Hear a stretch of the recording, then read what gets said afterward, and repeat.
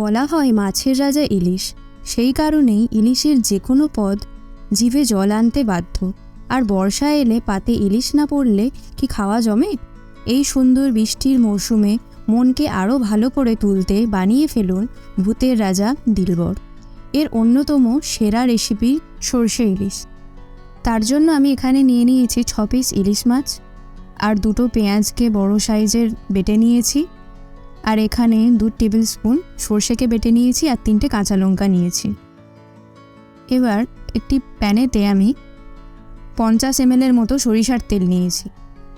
তাতে আমি পেঁয়াজ বাটাটা এভাবে দিয়ে দিলাম। পেঁয়াজ বাটাটা দিয়ে আমরা লো ফ্লেমে 5 মিনিট ধরে ভালো করে ভেজে নেব। দেখুন এইভাবে নাড়াচাড়া করে আমি ভেজে নিয়েছি। তারপর আমি সর্ষে বাটাটা এতে দিয়ে দিলাম।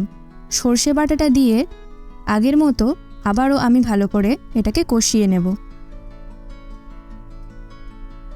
এইভাবে কষানো হয়ে গেলে পরে আমি একে একে মশলা দিয়ে দিচ্ছি।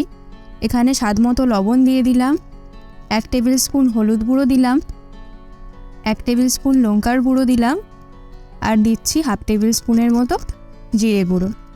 তারপরে মশলাগুলো দিয়ে আমি ভালোভাবে মশলাটাকে কষিয়ে নেব।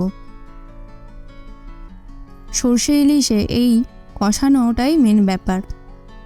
তারপর ধীরে ধীরে একে একে মাছ এইভাবে আমরা সাজিয়ে দেব। এটা অবশ্যই লো টু মিডিয়াম ফ্লেমে করবেন, নয়তো ধরে নিতে পারে নিচে। তারপর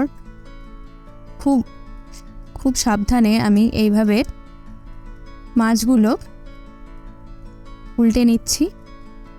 ইলিশ মাছগুলো খুব নরম হয়ে থাকে, তাই খুব সাবধানে উল্টে নিতে হবে। তারপর এখানে সামান্য জল দিয়ে দিলাম।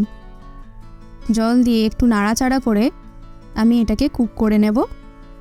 জল দিয়ে নাড়াচাড়া করে আমি যে কাঁচা লঙ্কাগুলো রেখেছিলাম সেগুলো এইভাবেই চিড়ে এতে দিয়ে দিলাম।